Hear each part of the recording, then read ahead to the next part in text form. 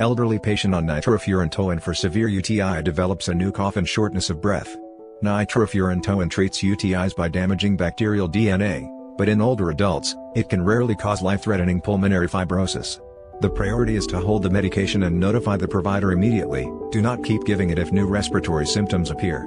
Always assess for new cough or dyspnea in patients taking nitrofurantoin, especially the elderly.